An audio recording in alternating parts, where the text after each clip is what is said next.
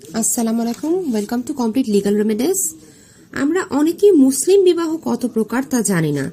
মুসলিম আইনে বিবাহকে 3 ভাগে ভাগ করা হয়: বৈধ বিবাহ, অনিয়মিত বিবাহ এবং বাতিল বিবাহ। আজকে আমাদের আলোচ্য বিষয় হলো একটি বিবাহ কোন কোন ক্ষেত্রে অনিয়মিত হতে পারে এবং এই বিয়ের ফলাফলগুলো কি হতে পারে।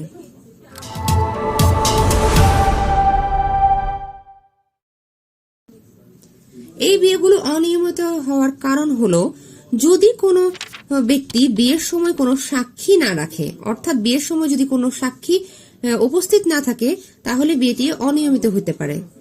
যদি একজন লোকের 4 জন বউ থাকার পরেও 5 নাম্বার বিয়ে করেন, তাহলেও বিয়েটি অনিয়মিত হবে।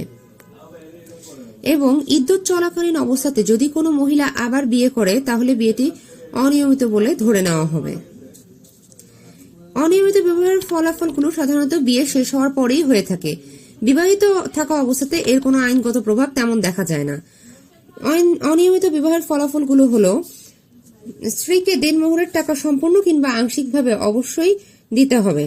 স্ত্রীকে অবশ্যই ইদ্যত পালন করতে হবে এবং ইদ্যত চলাকালীন অবস্থাতে সে কখনোই বিয়ে করতে পারবে না। অনিয়মিত বিবাহ হলে স্ত্রী স্বামীর কাছ থেকে উত্তরাধিকার সূত্রে কোনো সম্পত্তিই পাবে না। Thank you. আরো কিছু বিস্তারিতভাবে জানতে আমাদের সঙ্গে থাকুন।